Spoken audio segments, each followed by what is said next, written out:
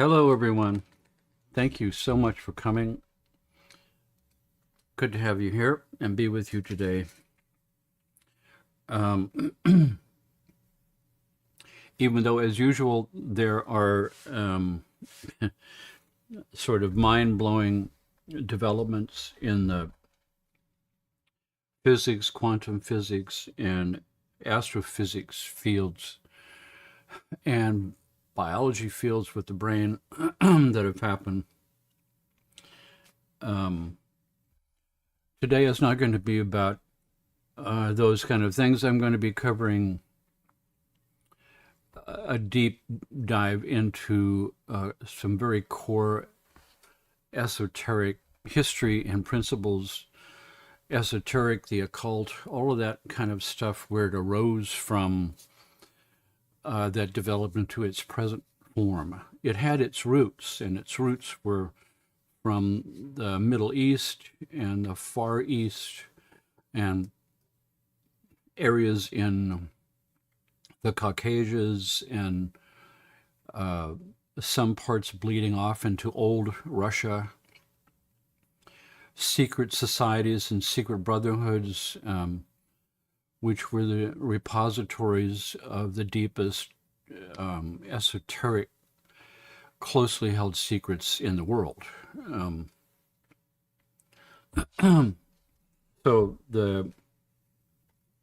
this story is also partially my story, because this is my roots. This is what began my journey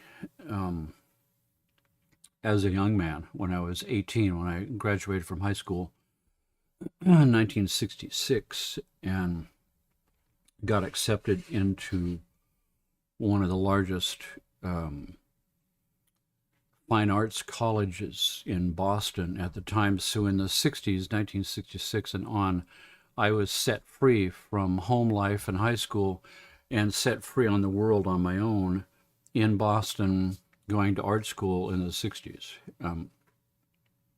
Now, that period of time was also a powerful time for me as a young man on a spiritual search, exploring and reading everything I could get my hands on about the whole new exploding field of consciousness expansion and psychedelics. There were a lot of articles. There was whole books written about, LSD and psilocybin and these kind of trips. Carlos Castaneda was coming out that time with the whole shamanic tradition, using peyote. It was an interesting period of time, and I was on my search. And so in those early days in Boston, for me, I used to go to, and today we're going to be talking about the law of 3 and 7. So this is sort of a core concept that all of this swirls around. There was a favorite bookstore, esoteric bookstore in Boston, that I frequented a lot. So I was in there sort of all the time, poking around through the stacks, reading books on all kinds of different things. Some of my psychedelic experiences, meditating, and having sort of an inside-out automated chakra activation, where I was just sort of sitting back as a witness, watching some internal mechanisms churn the gears inside my body and awaken each chakra and pull the energy up in a program that was already in my brain. That later I would start to realize that, excuse me, that artificially learning techniques with small mind in order to awaken the chakras and to artificially control my breath with my small mind is not the appropriate way to make this happen. That big mind is supposed to be in charge of that, and that there is a program already in place deep in my system that activates the chakras when I initiate that program through a certain practice that I do that involves my breath. That was a revelation for me later to read. So that drove me to the bookstore to see if I could find anything that had to do with what I had experienced. And then I broke into the whole world of chakras and ancient texts from India, the concept of pranayama and, things like that, to better understand the experiences that I was having. In one of those trips to the bookstore, I bought a book, or I picked up a book off the shelf. This book, All and Everything by Gurdjieff.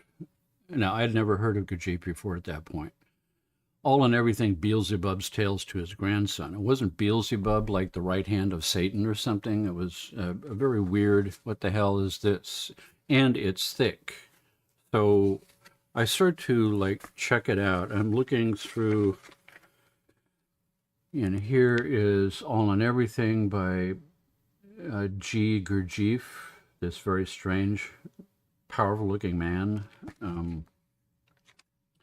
I'm looking at the table of contents, the arousing of thought, why Beelzebub was in our solar system, the cause of the delay in the falling of the ship Karnak, the law of falling, perpetual motion, becoming aware of genuine being duty, the cause of genesis of the moon, why men are not men, the sun neither lights nor heats. I mean, on and it's page after page after page of contents with astounding, crazy sort of titles. But it was thick and it was a bit expensive, and I put it back on the shelf.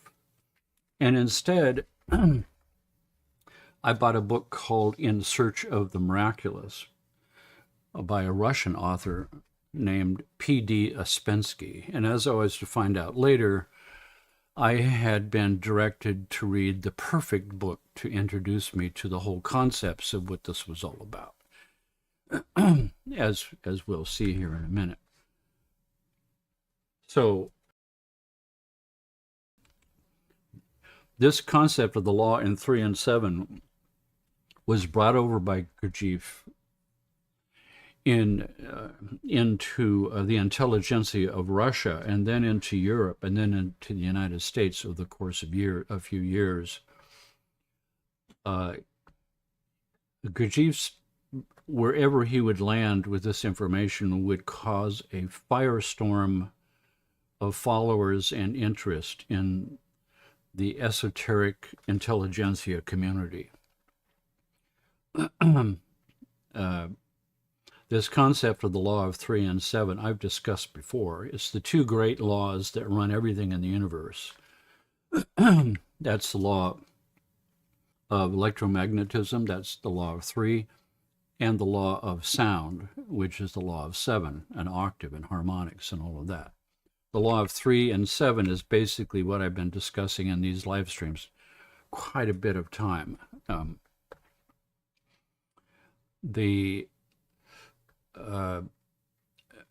George Ivanovich Gurdjieff, born in 1866 and died in 1949, 2 years after I was born, 1947, started a movement throughout Europe and the Middle East and Russia, and then into the United States like nothing anybody had ever seen before. The interesting thing for me having had a deep study of his work and experiencing it directly as a technique for the majority of my life, it's fascinating to me to realize how few people even know who Gurdjieff is. Where in reality, most of what we see as the homogeneous weaving together eclectically of the grand esoteric traditions from around the world. Gurdjieff was the one who took all of those together, plus a whole horde of secrets that nobody had ever heard about before, and wove them all together in a unique package for the Western mind to understand. So it's sort of the unrecognized hero of esoterica.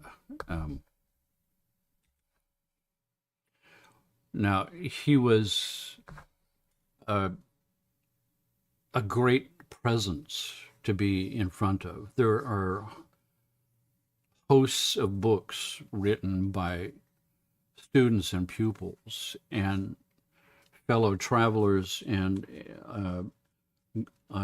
some of the top intelligentsia who were famous in their own rights and who wrote the definitive texts on esoterica and occult secrets. When they met Gurdjieff, he completely blew them out of the water with the level of information that he was bringing to bear, which put everything they were doing sort of to shame, but it certainly put it in its place. And you could see where it fit into the grand design of esoteric information from around the world. So, you know,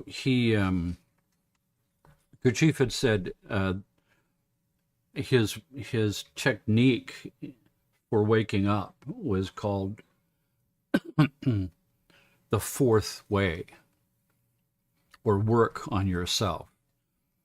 The reason he called it the fourth way was because, you know, he identified the three major traditions that up to this point were the avenues that you used in order to achieve some form of enlightenment. There was the way of the fakir. That was the way of the body. In other words, fakirs in India are ones who are ascetics who live on the streets and beg for alms. In India, it's not really begging. If you're an ascetic and you're devoting your life to spirit, you live on the streets and people come up and they give you, it's an honor for them to help you on your journey as a spiritual person. But they do various things. They, will sit in lotus position for a whole day, or they'll have really, really long hair, or they'll stick needles through their cheeks, or they'll hang by hooks. They'll do impossible things. They'll stick themselves with needles and then control the bleeding at will. They'll put themselves into suspended animation states where you can't discern a pulse or a heartbeat. That's a fakir who has studied esoteric abilities to control the physical system as a doorway to enlightenment. Then there was the way of the monk, which was the way of the heart, the way of, of empathy, the pictures of Christ with the heart, and love one another.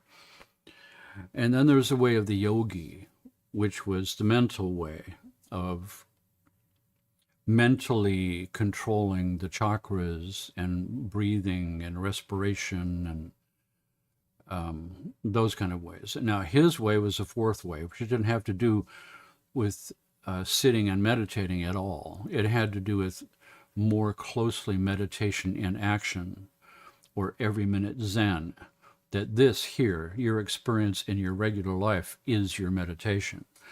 That if you don't move your meditation into your life, and your life becomes a meditation, then there's only a little tiny token that is devoted, and the rest is ordinary.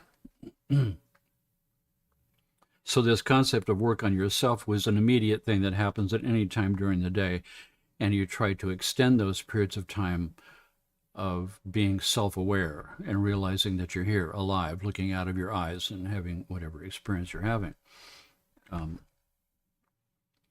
So he, his childhood was in Kars in the Transcaucasian mountains bordering Russia. He spoke a bunch of different languages because that region of the world is many cultures mixing together with mystics and fakirs and monks and yogis and all of that. He at least spoke Greek and Russian and Turkish, an obscure dialect called Osmanli, French, English eventually.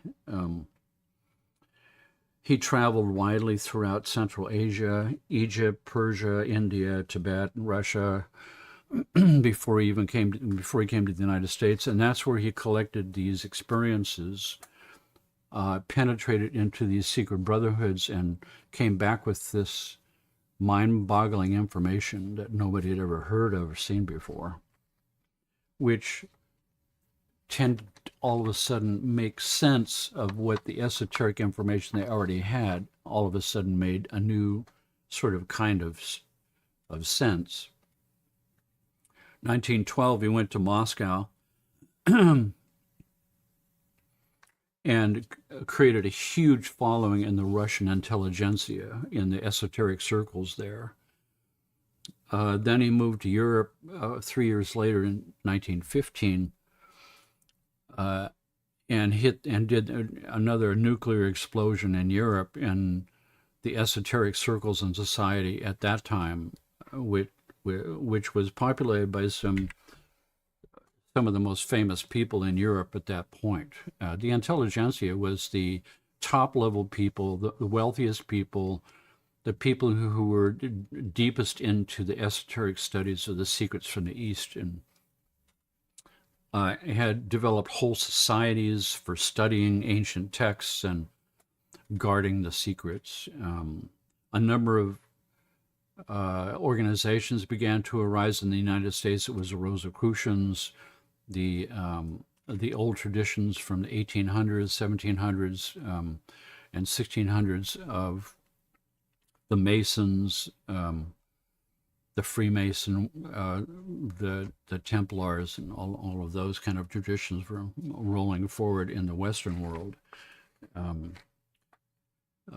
Two key people that he attracted in when he hit Europe were the Russian author Ouspensky, who I had bought his book In Search of the Miraculous off the shelf when I started this program today, and Thomas de Hartmann, who was the most celebrated pianist and musician and composer in Europe at that time. 1921 and 22, he goes to Western Europe in France and creates another huge following there and buys a massive building, which was a previous Catholic seminary called the Prieuré in Fontainebleau in France. And then in 1924, he goes to New York and starts a New York group headed up by a prominent author and newspaperman, A.R. Orage.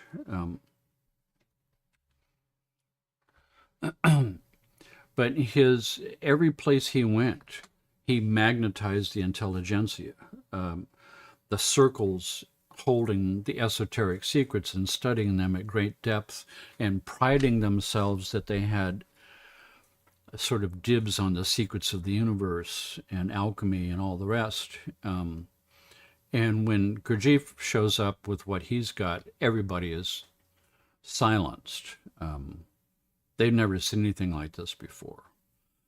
One of the top organizations was the Theosophical Society, who had branches in America and in Europe and in India. And these were luminaries, some of the heavy hitters who wrote the most profound esoteric secrets books on the market even today. There was Madame Blavatsky and Annie Besant and Krishnamurti. All these people were prominent figures in esoteric societies who were bringing sort of the esoteric truths to the world at that time. All very famous people. As a matter of fact, Krishnamurti had numerous interviews. He actually ended up with a television show and interviews with Krishnamurti sitting under a tree in some lawn at the Theosophical Society. I used to watch that every week. Profound, amazing information from him. One of the big luminaries of the Theosophical Society was this man, Manly Hall. Manly Hall is the one who was the president of the Theosophical Society and wrote one of the most profound sort of encyclopedias of esoteric science in the world.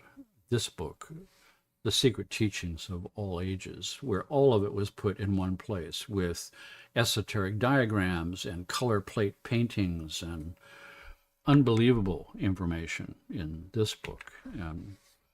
I bought that book in the early 80s at the Edgar Cayce Foundation bookstore.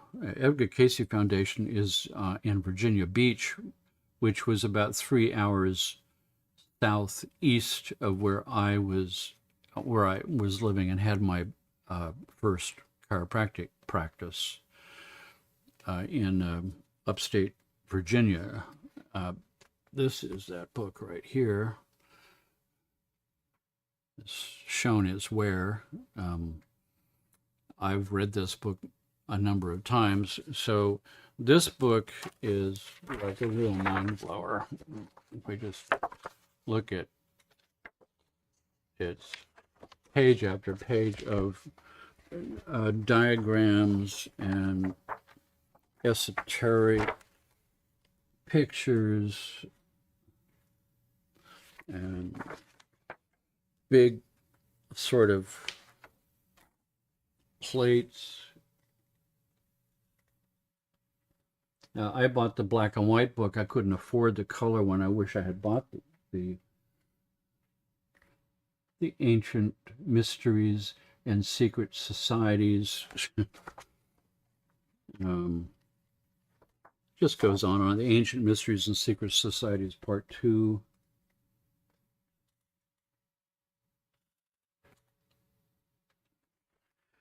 There's a whole chapter on alchemy and like this piece here, which is folds out. It's all here. The core of the esoteric information, a secret teaching of all ages by Manly Hall. There was this caliber of people that were the bigwigs of these esoteric societies that when Gurdjieff landed, it was like a nuclear blast. These people were all completely blown away by what he was bringing, which was so far beyond anything that they had seen or were even aware that existed. Just sort of put the whole intelligentsia of the esoteric societies in a state of shock. Gurdjieff was bringing a homogeneous system that was delved from every religion you've ever heard of and secret societies that nobody had ever heard of, with secrets that had been passed down from generation to generation to generation for thousands of years, information that was privy to these societies and had been kept so for all this time until he came out with it.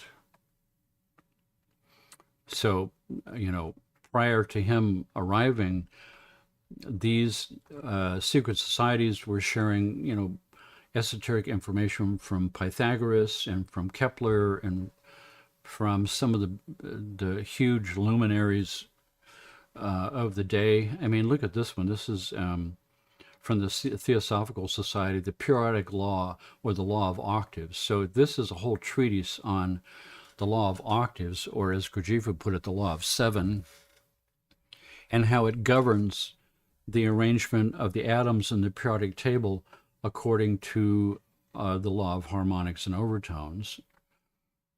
So, for instance, we've got do, re, mi, fa, sol, la, si, the 7 divisions of an octave with the structure of atoms that fall within this harmonic structure of how the atom is put together.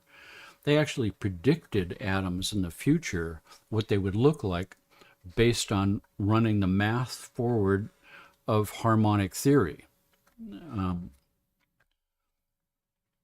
But esoteric informations of the Kabbalah and the chakras from India, and this is Kepler here, a whole treatise on harmonics and how harmonics rule the structure of the universe, like mind-blowing stuff. The microcosm and the macrocosm, how the physical body is a textbook of universal law. And universal law is based on the harmonic mass that we see in music theory. So when Ouspensky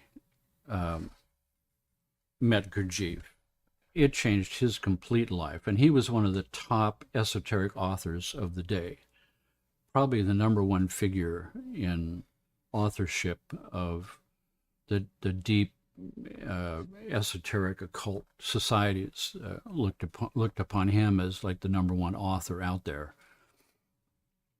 But after he met Gurdjieff, who in his own right was a very powerful figure, mesmerizing. When he arrived, it was like the sun had come out, something very powerful about this person. So everybody wanted to know, what's going on with you? His power was from the work on himself, which he was trying to teach other people, how to empower yourself to be the max of what you could possibly be as a human being in the form that you have, to be your own Superman, so to speak. It was not easy to be a pupil of Gurdjieff, because Gurdjieff had a very crazy kind of teaching style. He refused to dole out the information that everybody was hungry for in a linear form of teaching all of these mysteries and secrets that he was bringing back. The intelligentsia wanted him to lay that out on the table in a form that they could easily digest and make charts and fit it all together, and he refused to do that. He would put a little chunk out here and a little chunk over here and a little chunk here, and you had to figure out how to assemble it together. And so there was a lot of frustration in these societies because he refused to do that. And the reason he refused to do that was because he was saying that the mental body is overfed at the expense of the emotional body, and in some cases the expense of the physical body. That the emotional body and the physical body can't mature because the mental body is sucking it all up and taking the lion's share of attention and physical body life energy to process cool information in the brain that, from his standpoint, in itself, was meaningless.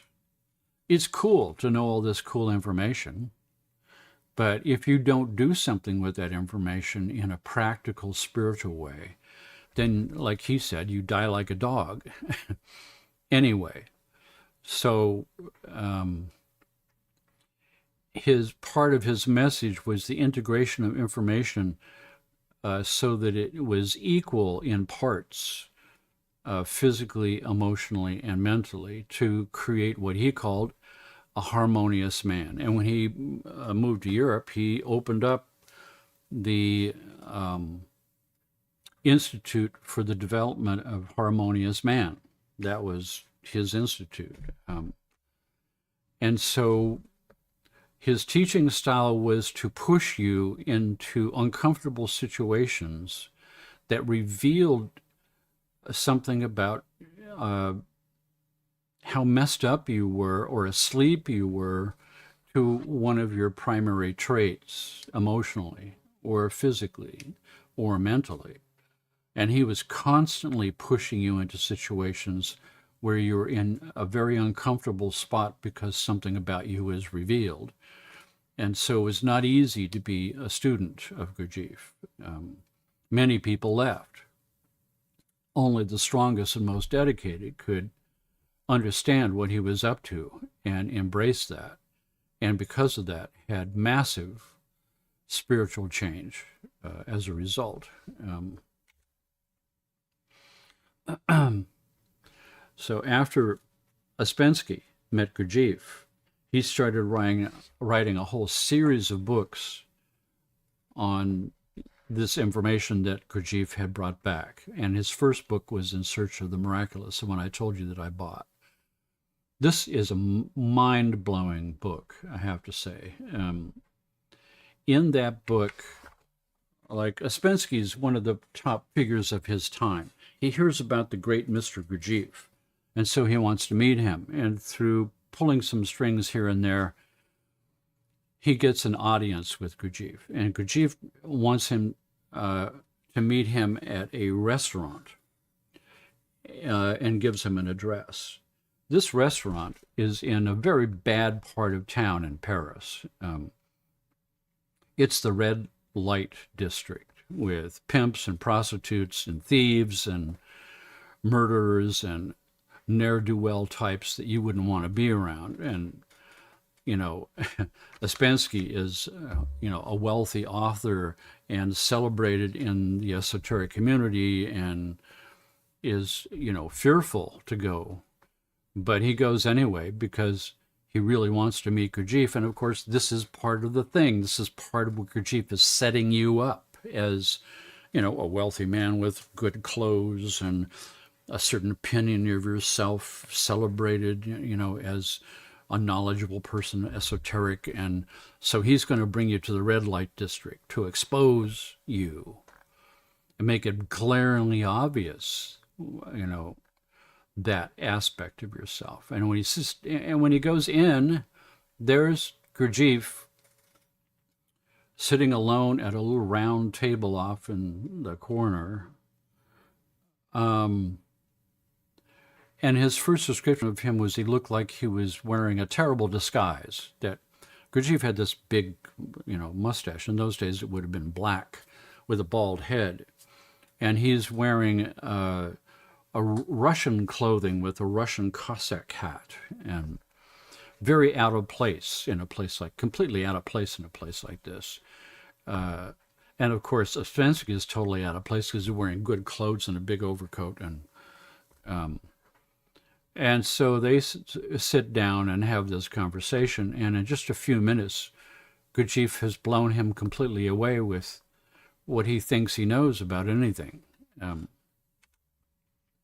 And comes back and tries to, put the information as he's following Gurdjieff into some kind of coherent whole. And then he wrote another book about the fourth way, about the practical applications that Gurdjieff had brought over of how you crystallize a soul for yourself. Gurdjieff came with all these mind-blowing diagrams that nobody had ever seen before. This famous one called the Enneagram. So there's two intertwined things going on here. There's this triangle, this equilateral triangle, the 369 triangle. And now recently, in the past couple of years, there's a whole thing now about the 369. All of that came from Gurdjieff back in the 20s. This concept of the 369 is powerful. It has to do a lot with numerology. And this diagram could lend itself to all interpretation, all kinds of different things. But in it, we've got the law of 3 intertwined with the law of 7. Now, you can see that there's 1, 2, 3, 4, 5, 6 nodes here. The 7th one is this one here, the important one. So this was the law of sound, music, octaves, harmonics. This was the law of electromagnetism, positive, negative, and neutral. But you could also look at this diagram as personality types based on numerology. Personality types came in pairs. In numerology, a 1 type of person is kind of like an Aries, somebody who is the first, somebody who is the adventurer, the explorer. 2 is the helper. They would never stand out on their own and put something forward. They would help somebody do that. But these are 2 opposites in this quadrant up here.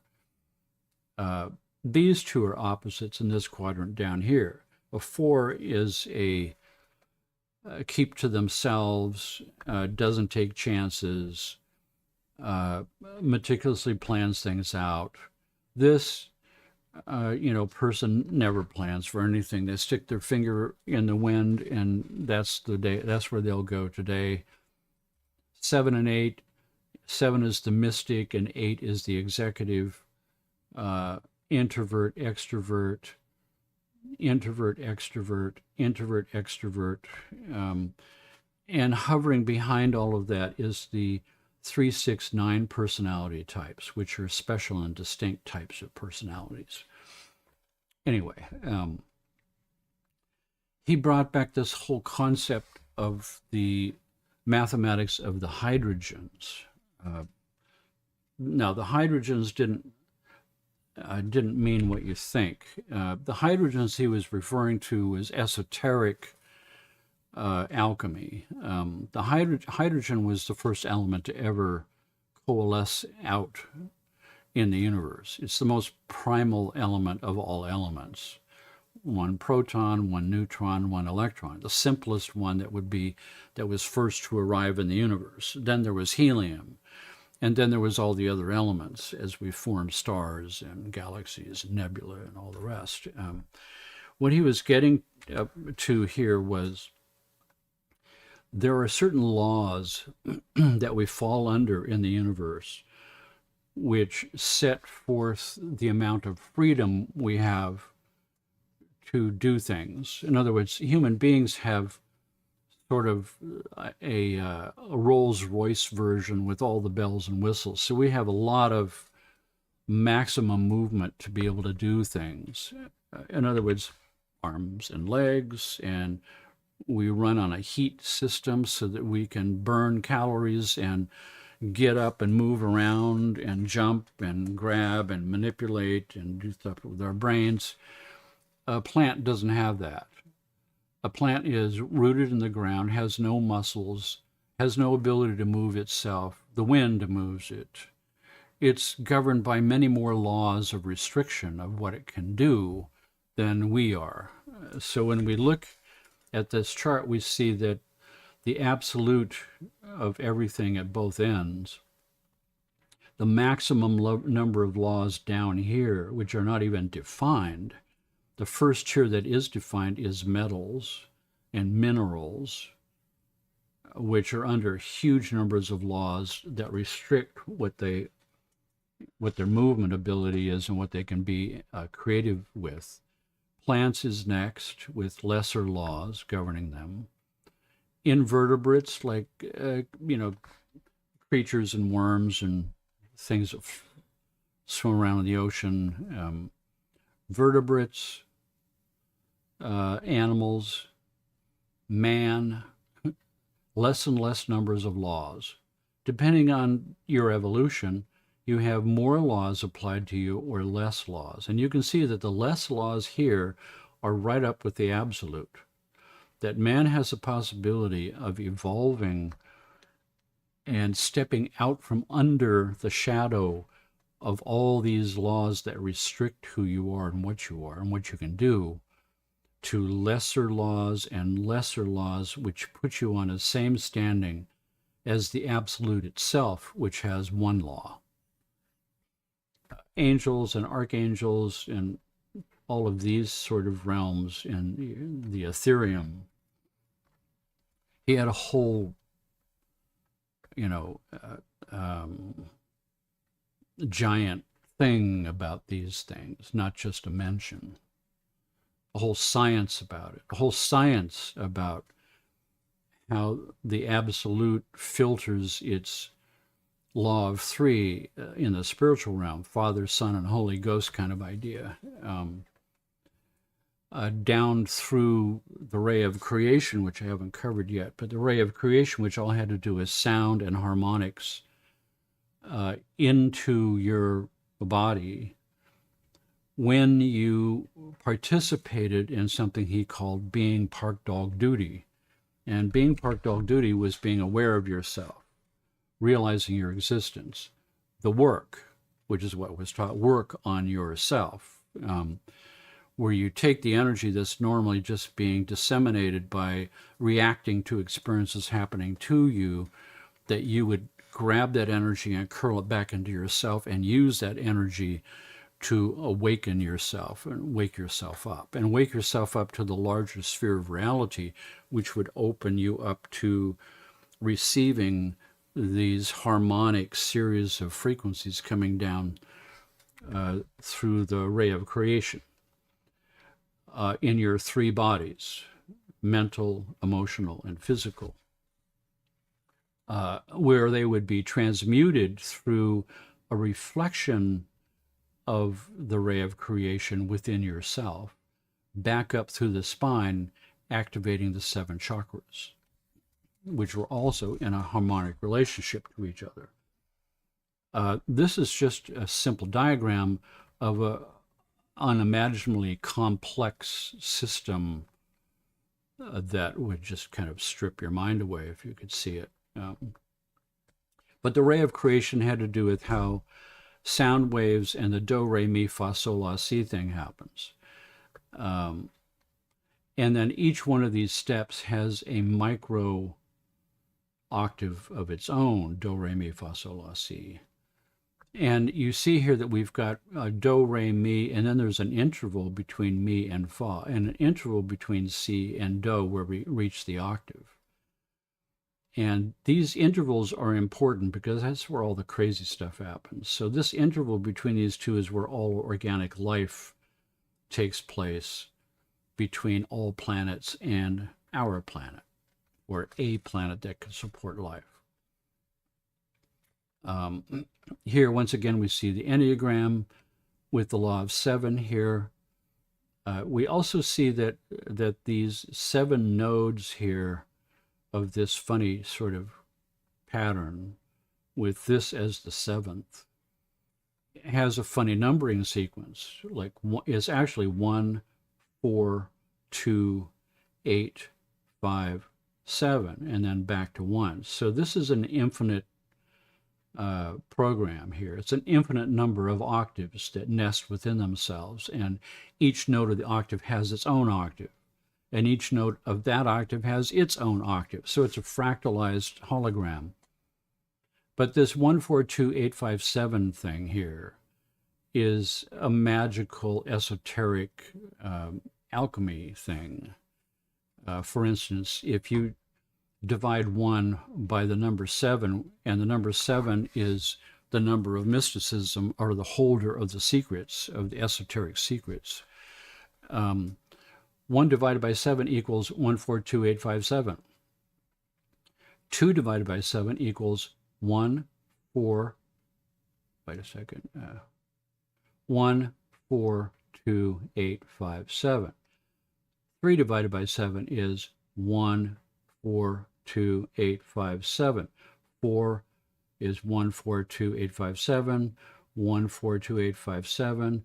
1, 4, 2, 8, 5, 7. 7 divided by 7 is unity, the master number, the master key to the esoteric secrets, the number 7. 8 divided by 7 is, once again, 142857, 142857. If we multiply 2 times 142857, we get 142857. 3 times 142857 equals 142857, and on and on and on and on. It just goes. That is the kind of level of stuff, reams and reams of this kind of information that Gurdjieff was bringing back that astounded sort of everybody. And remember, not just esoteric information, but secret methods that nobody had heard of before for waking you up in a sort of a esoteric scientific way.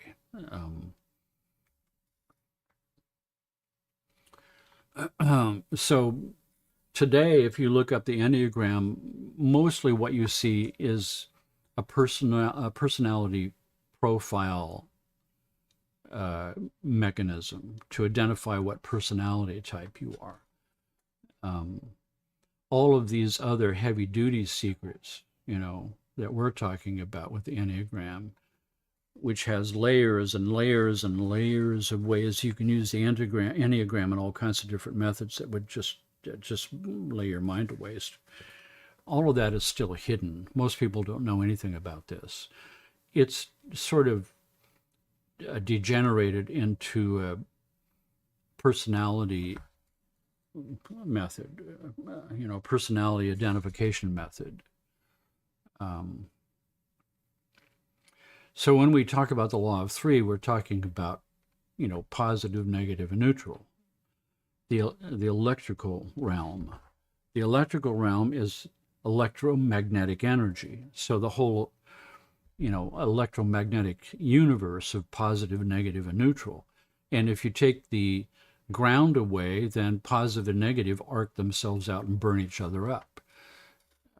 You see the same kind of thing in the human sphere, where we've got positive, negative, and neutralizing force. In the beginning, the neutralizing force is sex and intimacy, which gives birth to a child, which now becomes a new neutralizing force between in this like human factor law of 3. It's also spiritual. It's the concept of Father, Son, and Holy Ghost, and every sort of religious tradition has some version of this, of the law of 3. It's at the atomic scale: protons, electrons, and neutrons, positive charge, negative charge, neutral. It's the whole atomic structure in the periodic table that forms all the compounds of everything that we are. And all those compounds are combinations of opposites attract and likes repel in the atomic world, and how atoms come together and form compounds is all based on that law of 3. And of course, the whole electromagnetic spectrum of vibrational frequencies of light and photons, where we come with the color spectra that we can see with our eyes, which is just a very narrow little band. And the periodic table is where the law of 3 and the law of 7 come together. It's obvious that the structure of all the elements of the periodic table are under the realm of the law of 3, but they arrange themselves according to the law of 7 on the periodic table. And the noble gases, which are the ones that they're called monatomic elements, they're special because they don't interact with anything, because each of the noble gases has the perfect atomic structure, the same number of protons and neutrons in the nucleus as there are electrons in their shell. So it's all perfectly balanced, and this atom is not looking to interact with another atom to create a compound to complete its structure like all the other elements. All the other elements have an imperfect number of electrons in their shells, so they're looking to fill their shells to make it balanced. And the only way they can do that is to combine with another atom and get married and share electrons in their shells to complete both of their configurations, which forms a new compound. But these elements in this column are the enlightened ones who are in a state of perfect balance. Now, for all of my life, there was only 6 here, and I predicted almost 30 years ago that there would be the discovery of a 7th sort of element on the monatomic elements list, so not a 7th noble gas, because each one of these goes with one of the chakras, and the only one missing was the crown chakra, this one here, Oganesson. So, just give me a second to toot my own horn here, because I successfully and again predicted something that came true. So this concept that each of the elements of the noble gases goes with one of the chakras, and the newest one, which is the most unstable, is the one that goes with the crown chakra and the pineal gland. All of this now in the realm of the law of 7, which governs the musical scale, and harmonics and overtones and octaves, the octave relationships and the mathematical geometric relationships of different frequencies to each other, which is what music is based on. The whole realm of Pythagoras and the sacred monochord and all of that, which spun out, which formed the whole musical tradition of all the world, including what we've got on our piano. So this sort of law of harmonics and overtones is what we see expressing itself in all the structures of all the things that we can look at in the universe, from the supergalactic nebulas in space to subatomic particles in a quantum field.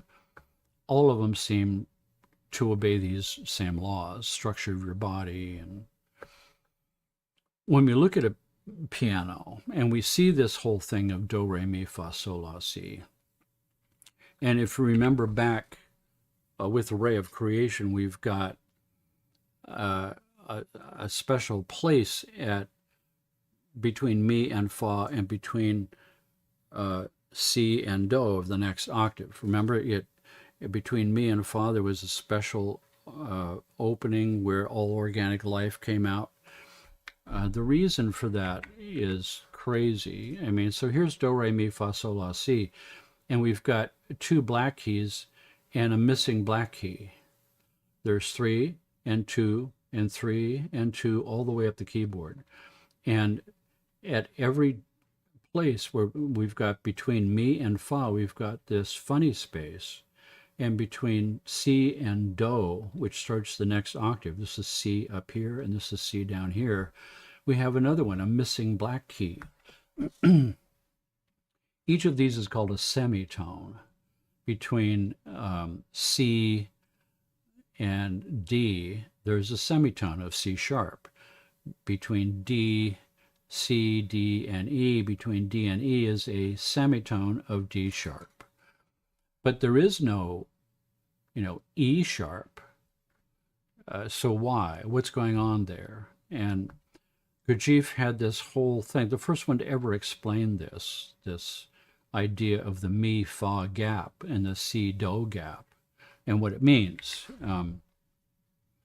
That when nature is growing things, like a little seed is planted in the ground, and now you add water, and something magical has just started.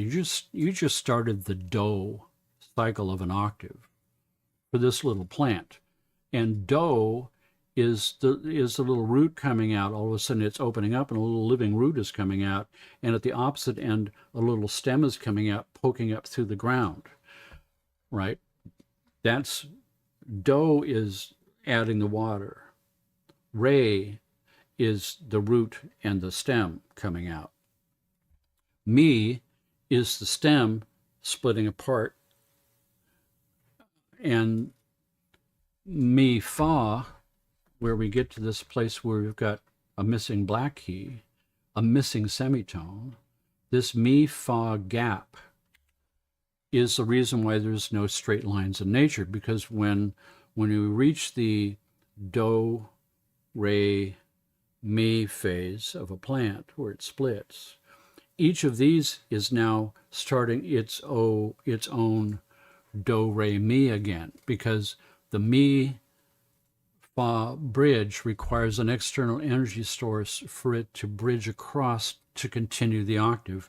And if it doesn't get that, it cycles back to do again and begins a new one. So that's why each fork creates another fork, creates another fork, creates another fork. And all those forks that arise are do, re, mi, do, re, mi, do, re, mi, do, re, mi. It can't go across the mi, fa bridge in order to create a straight line, which doesn't exist in nature. And when you spin those out, those Ys and forks and forks and forks, you get fractal designs, right? That is the design of the bronchial tree, right? We have a branch coming down that branches into two, and each of those branches into two, and each of those branches into two, and we end up with curled designs that create the whole, lung setup. It shows up every place in nature. So this concept of using the Enneagram again to show how this goes, where we have do, re, mi, do, re, mi, do, re, mi, fa, sol, la, si. This whole thing is difficult to see from this diagram, but here, and this is a diagram that Ouspensky included in his book, In Search of the Miraculous.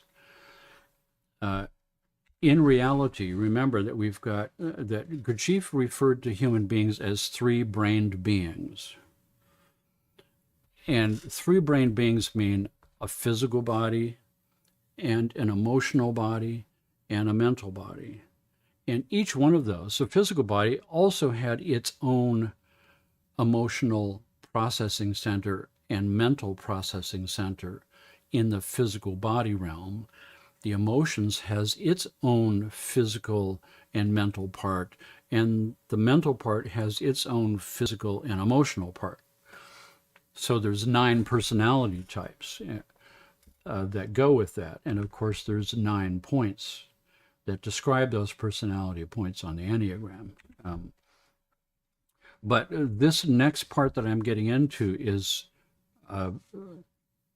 deep esoteric stuff that's hard to wrap your mind around, so you're going to have to follow me closely here. And if you can't, it's okay. It's going into your unconscious mind. So we've got down here the physical body. Remember, three-brained being. Physical body, emotional body, and mental body. They're all intertwined together through the law of harmonics and octaves and do, re, mi, fa, sol, la, si. So when we take food into your mouth and start chewing, you have, you've got 3 different glands that secrete fluids into your mouth. The parotid gland produces alpha amylase, which begins the digestive process right in your mouth. So first you have to masticate and crunch everything down into a slurry, mixing it with these enzymes that start the digestive process in your mouth, and that becomes dough.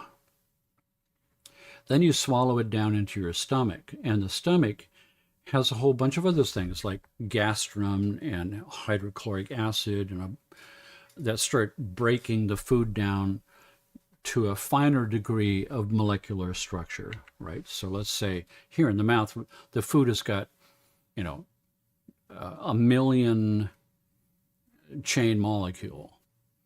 And alpha amylase and crunching it down with your teeth is going to break it down into 500,000 chain molecules, where you swallow it to your stomach with HCl and pepsin is specifically designed to work on 500 chain molecules only. So this has to happen before this one can happen. And now it breaks those down to 250,000 chain molecules and swallows that down into the duodenum, which is a special organ that is lumped in with the small intestine, but it really is not part of the small intestine yet. It's an organ of its own. And in the duodenum is a whole bunch of different specific organelles in there that produce a whole host of different digestive enzymes. And out the other end, what happens in there is it breaks, it's specifically designed to work on 250,000 chained molecules. And step after step after step, it breaks it to 125, 65,000 molecules, 35,000 molecules, step by step as it works its way through the S-shaped duodenum until it finally arrives into the small intestine proper at the range it has to be for that to do its part. So it has to be at 17,000 chain molecules before it hits the small intestine, which has its own, little organelles that produce digestive enzymes. And then there's a whole biome there, which are foreign critters with different DNA who work on digesting and breaking down, right? And out the other end, it ends up in the colon. And so the large intestine now is designed to reclaim what got missed along the way. It reclaims the water, it reclaims B vitamins, certain minerals, it reclaims all of that, so that what you come out with at the end is something that's been scrubbed clean and has no useful impact for being alive at all. We call that shit, and we put it in the toilet. Now, if you're smart, you put it in your garden. But human beings have changed what they eat to a point where your shit isn't even good for the garden. Best to put it in a septic tank. But back here, let's follow. Mouth chewing, down to the stomach, into the duodenum. And we want it to go into the small intestine, right? The Mi-Fa bridge is preventing that. It needs an external energy source to complete that gap. What's the external energy source? The emotional body.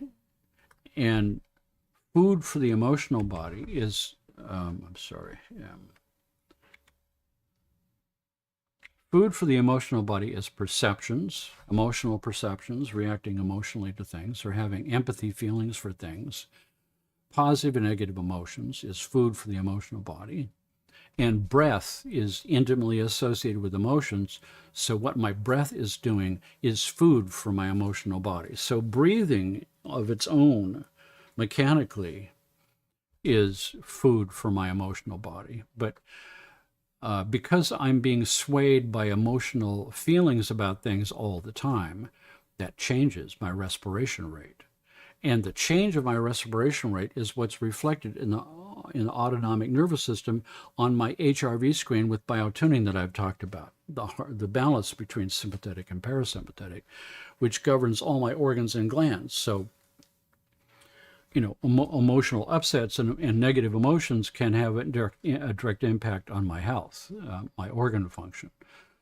But for all intents and purposes, my next breath automatically supplies the energy to bridge the Mi-Fa gap in the physical food cycle so that the food can pass from the duodenum into the small intestine and complete this digestive process that goes, do, re, mi, fa, sol, la, si, so that I get all the digestion I need to create ATP to drive my cells and be alive.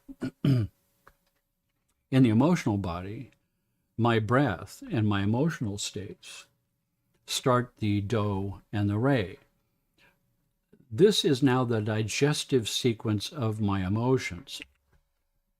I have to digest my emotional experiences just the way I digest food. I eat and digest and shit out food. I have to do the same thing with my emotional body. I have to be able to take in those emotions, eat them, digest them in an orderly sequence of the do, re, mi. So when I got do, here's do, re, of the emotional digestion of my emotional experiences, me, and now fa, I can't go there. I can't continue digesting my emotions and eliminating the toxins from certain emotions until I can bridge the me fa gap with another external energy source, which would come from the mental body, the same way that the emotional body supplied it for the physical body. So now the mental body, do, what's food for the mental body? Food for the mental body is perceptions of myself existing.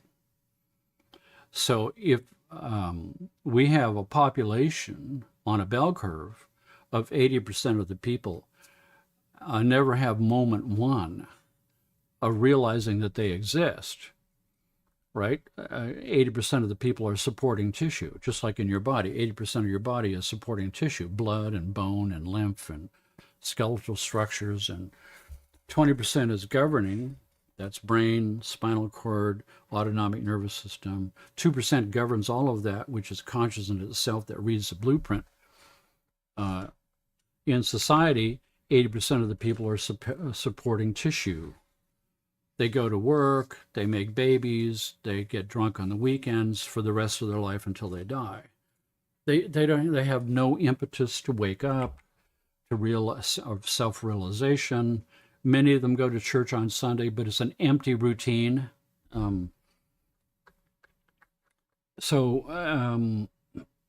This concept of the people who never have a moment of being park dog duty that Gurdjieff talks about, self-awakening, working on yourself, having a moment of realization of your own existence. If you don't get that, then the me never gets its external force to complete its digestive cycle in the emotional body. And that means that a huge swath of the population of humanity is what Gurdjieff calls asleep. Asleep in the spiritual sense. Living a life, but being asleep to yourself, asleep to your higher purpose, and never completing the digestive sequence of the emotional body because you never supply it with the energy force of a moment of yourself existing. Therefore, you get stunted emotional growth. You get people stuck in the emotional development of a 3-year-old or the emotional development of a teenager as an adult. And we've all seen them. They tend to be your boss. Emotional development of a 3-year-old. But the profundity of seeing a mathematical scenario based on music and do, re, mi, and all of this, the mathematics of music and Pythagoras, as a substrate for why a large section of the population would be emotionally stunted in their growth and carrying all the toxic stuff in their emotions that they could never process because their digestive sequence is screwed up because they have no ability to realize they exist. And so part of this was Gurdjieff's teaching part of that teaching had to be physical, part of it had to be emotional, part of it had to be moments of self-awareness, all mixed together so that all these digestive sequences could complete themselves. And the product that is being produced by this 3-story factory is a soul that could survive beyond death, that could live forever, that could persist.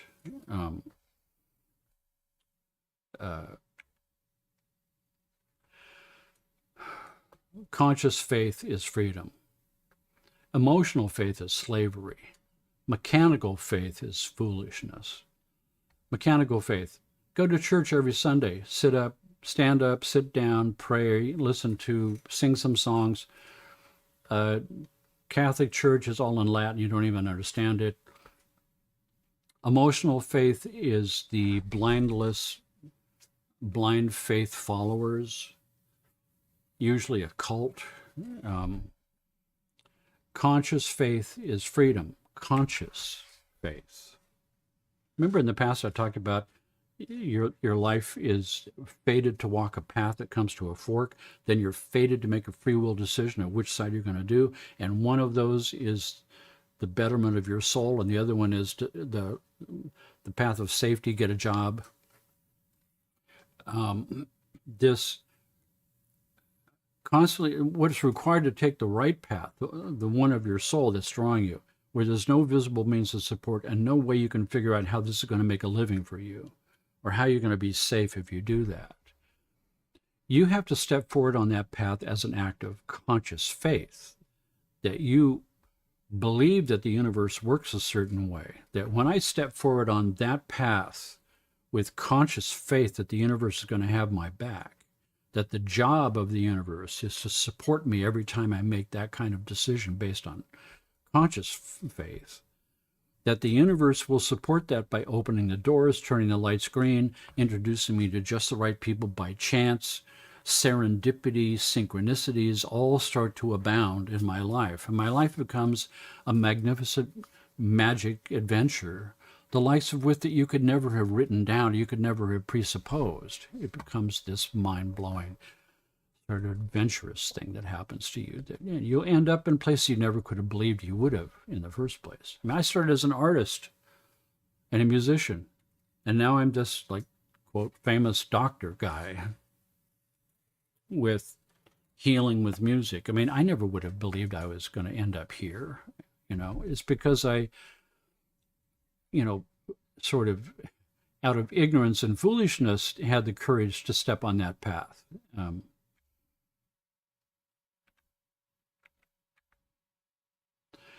Gurdjieff brought back in the physical realm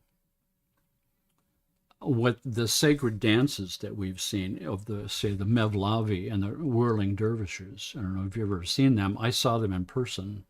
It's pretty mind-blowing.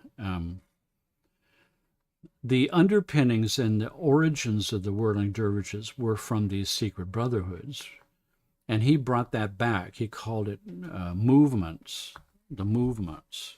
And he aligned himself with one of his many followers, which was de Hartmann and his wife, who was the most celebrated pianist and composer in the intelligentsia of Europe at the time, and brought back this music that he had brought back from these secret brotherhoods, which was played along with these sacred movements.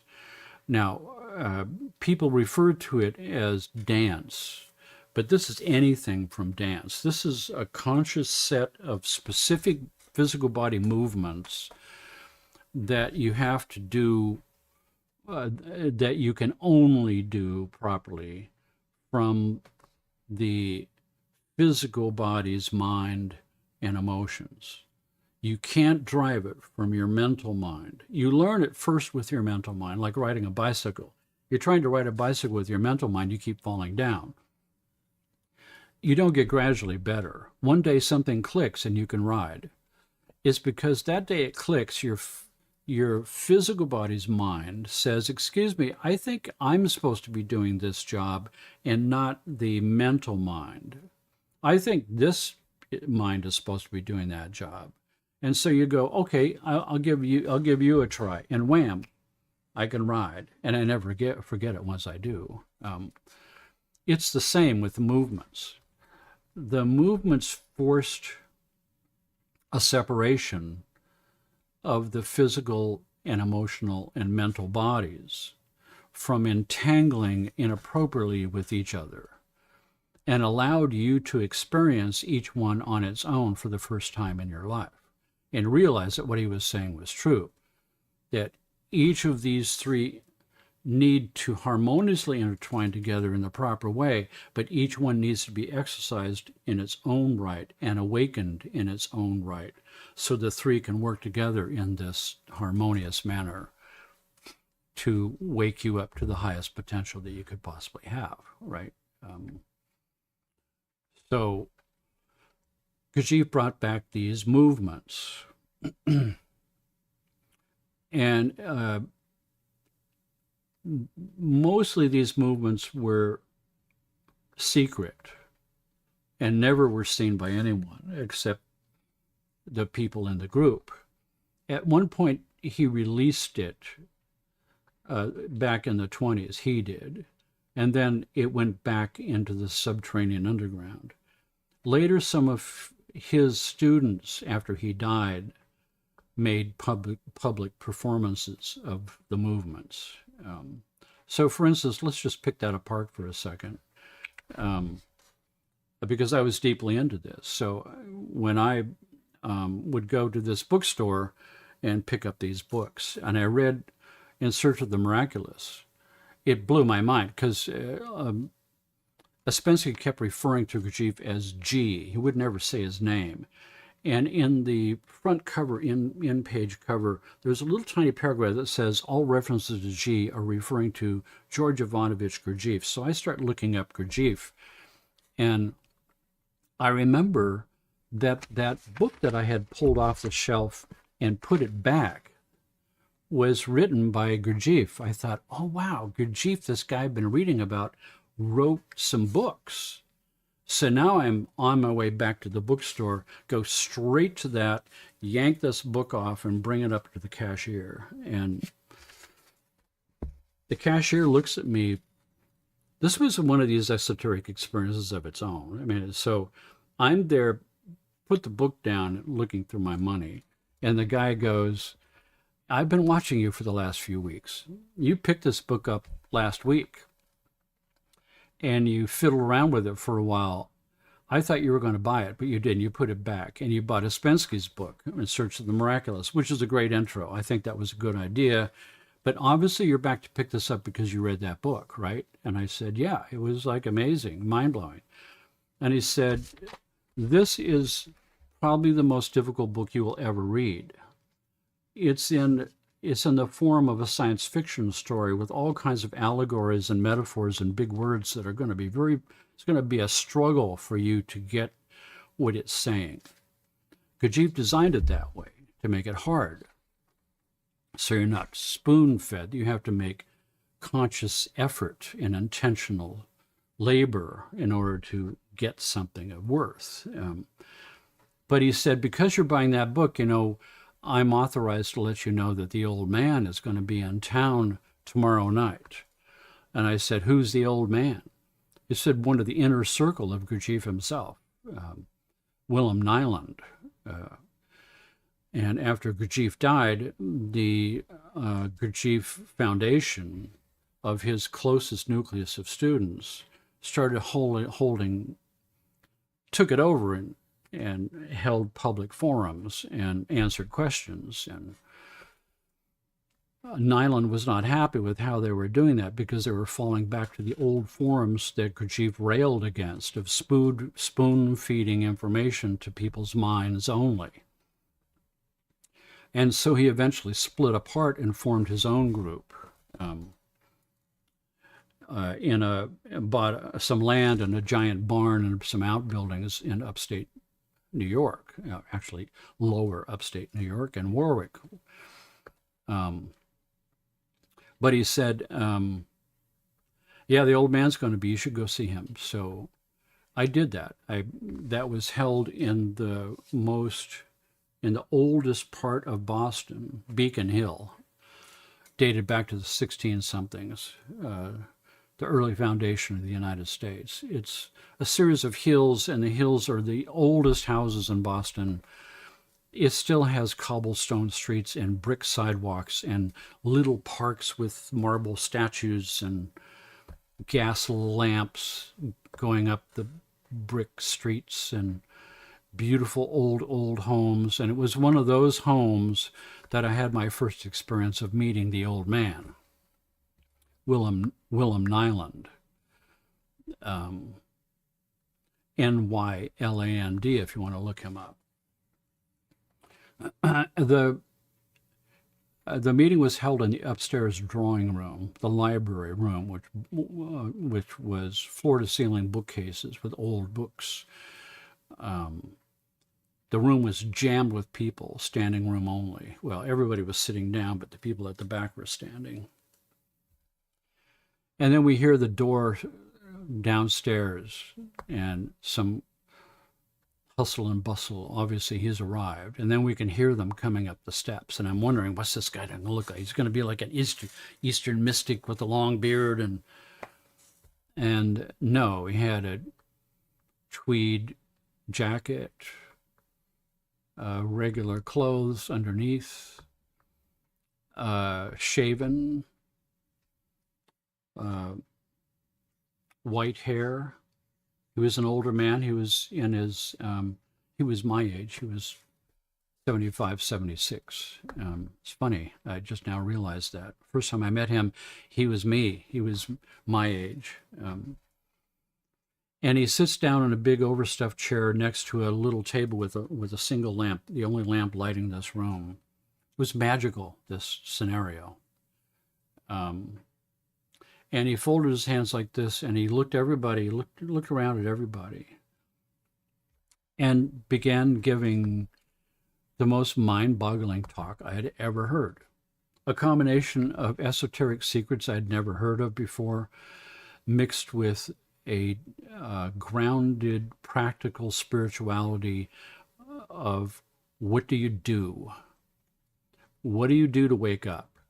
What do you do to transform your life into the kind of life that we all yearn for, where we fuse again with all life in the universe, where we recognize our place, where we get in touch with why we're here, and find the place in ourselves where the courage is to step forward and do why we're here.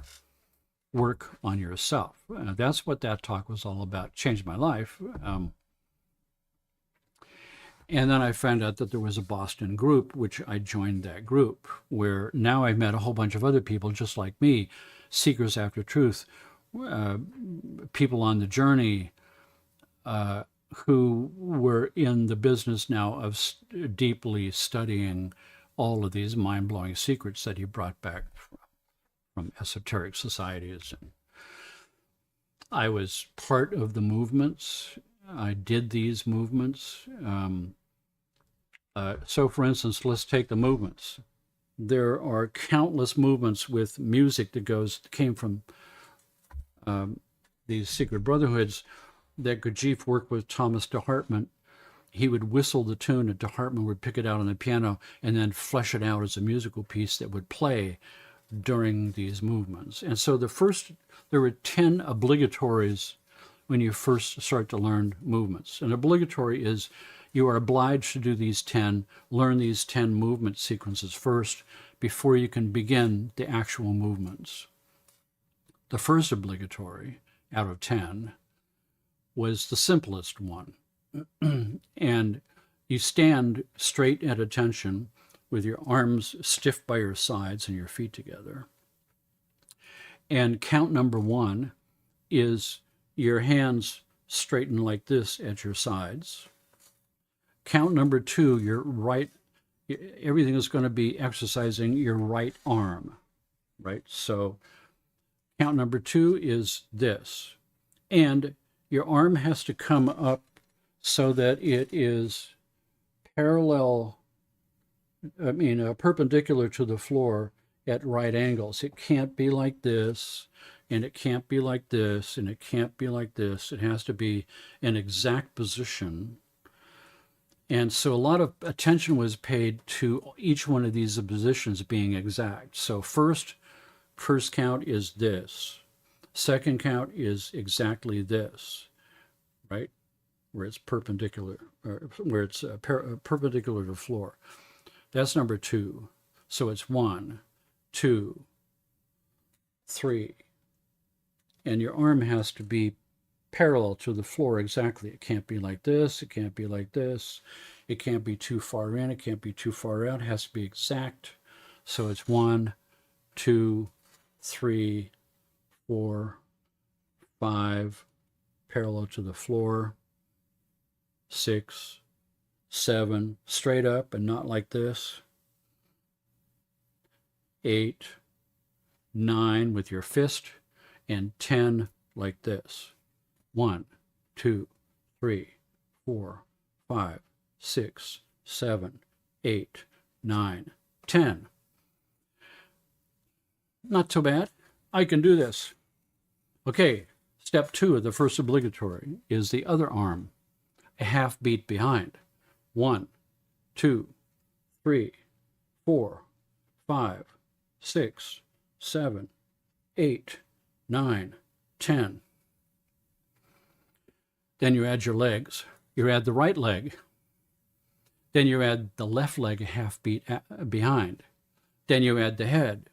Now we've got 1, 2, 3, 4, 5, 6, 7, 8, 9, 10. But your legs are going too.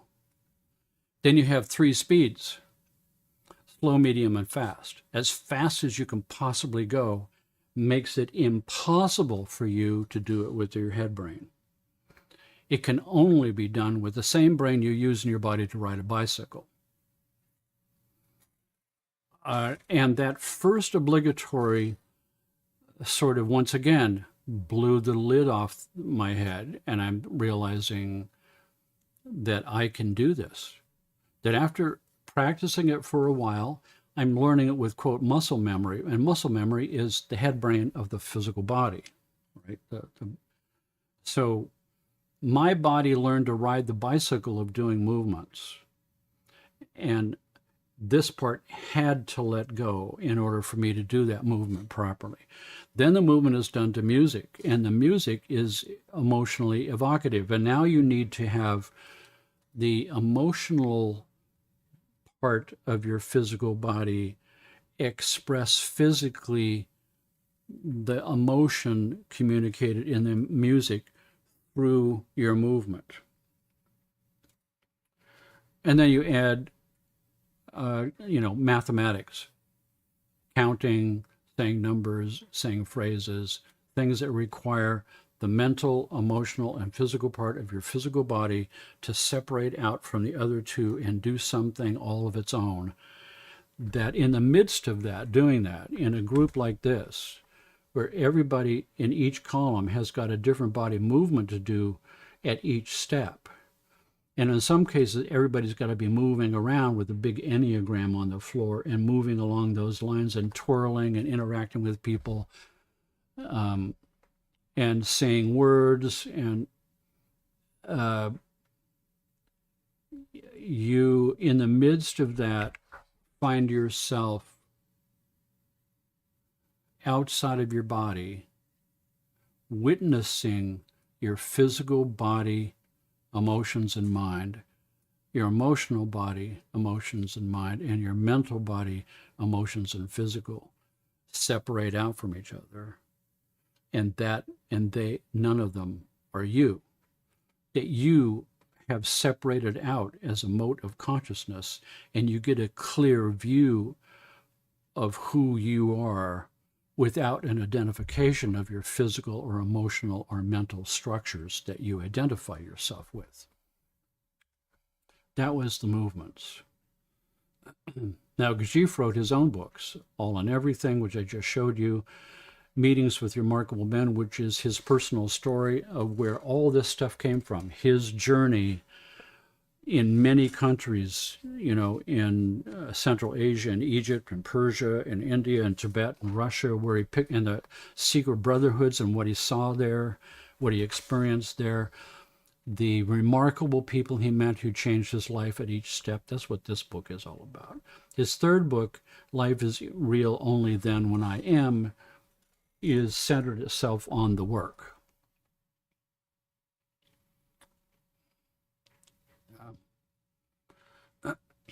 Life is real only when I am.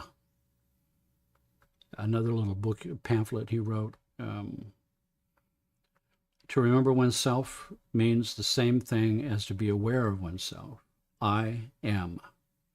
It is not a function, not thinking, not feeling. It is a different state of consciousness. It's an objective state. The Herald of the Coming Good with the Enneagram. Be content with what you have. Rejoice in the way things are. When you realize there is nothing lacking, the whole world belongs to you. The greatest barrier to consciousness is the belief that one is already conscious. The concept of, if you want to wake up, first of all, you have to realize you're asleep. right? How you realize that in the very beginning was, okay, you think you're conscious already. The next time you go to the bathroom and you put your hand on the door handle, use that as an opportunity to come to yourself and wake up and realize that you are there alive and looking out of your own eyes, right? Tomorrow, you realize you didn't do it.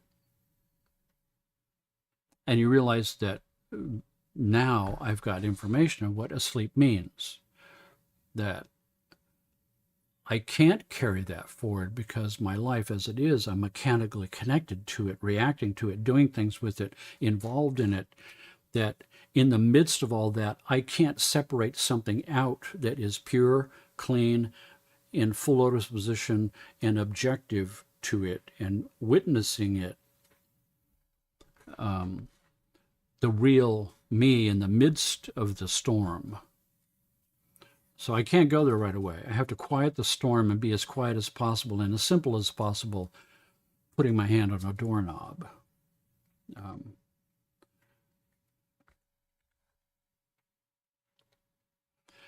So the Seekers After Truth, this whole concept of poking your head beyond the veil to see the inner workings that make all of it work.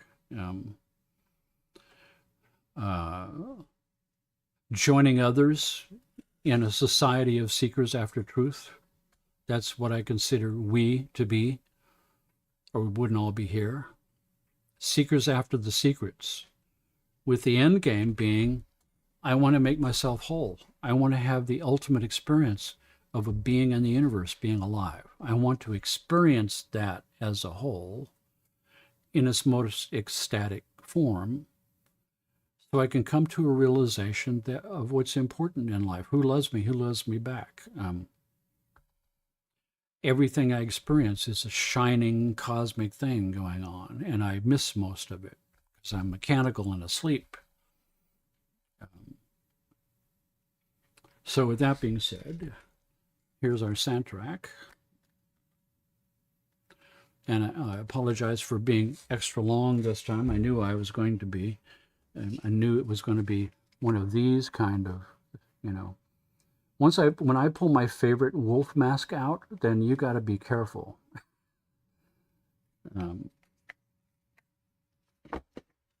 So here we go.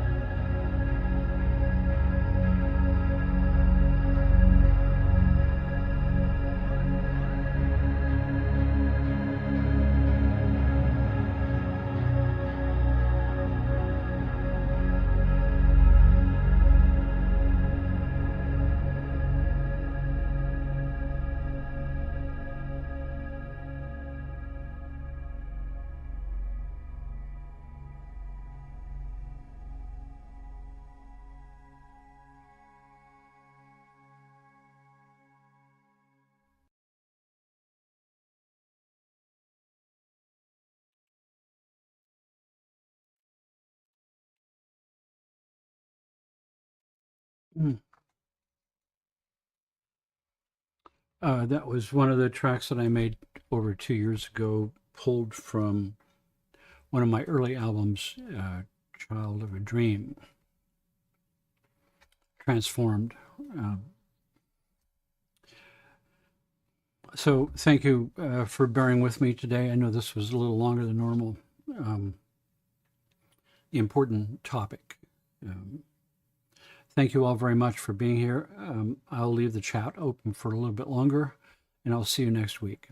Peace, blessings, and love to all of you. Thank you for being here, and I'll see you next time.